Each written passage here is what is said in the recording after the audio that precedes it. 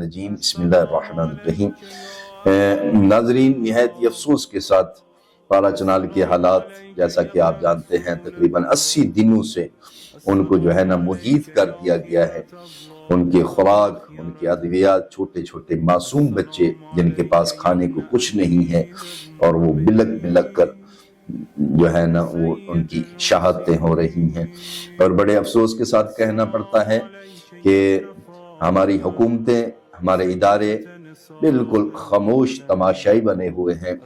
علماء کرام نے دھرنے کا باقاعدہ اعلان کر دیا ہے، تو تمام شیعان امیر المومنین وہ یہ سمجھتے ہیں کہ مظلوم کی آواز پر لبیک کہنا واجب اور ضروری ہے، کہ جس طرح حضرت امام محمد باقر علیہ السلام ارشاد فرماتے ہیں کہ اگر کوئی ضرورت مند، اگر کوئی مظلوم تمہیں پکارے اپنی مدد کے لیے اور تم نہیں جاتے، اس کی مدد نہیں کرتے، فرمایا تم میں اور اس ظالم میں کوئی فرق نہیں ہے۔ نبی اکرم صلی اللہ علیہ وآلہ وسلم ارشاد فرماتے ہیں کہ جو بندہ ضرورت مند تمہیں آواز دے اور تم اس کی آواز نہ سنو اور آگے چلتے جاؤ، فرمایا تم میری امت کہلوانے کے حقدار نہیں ہو۔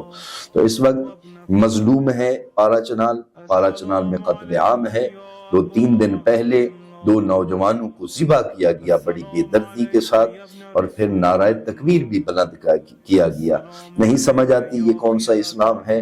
تو خدا را جو علماء جس آپ علاقے میں ہیں، علماء جو حکم دیں ان کی آواز پر آپ نکلیں باہر، اس دھرنے میں شریک ہوں، یا آگے جو بھی اللہ عمل آتا ہے علماء کرام کا، آپ کو ان مظلوموں کی حمایت کرنی چاہیے۔ تو ہم پارا چنال کے ساتھ ہیں، انشاءاللہ اس مشکل گھڑی میں ہم ان کا ساتھ نہیں چھوڑیں گے۔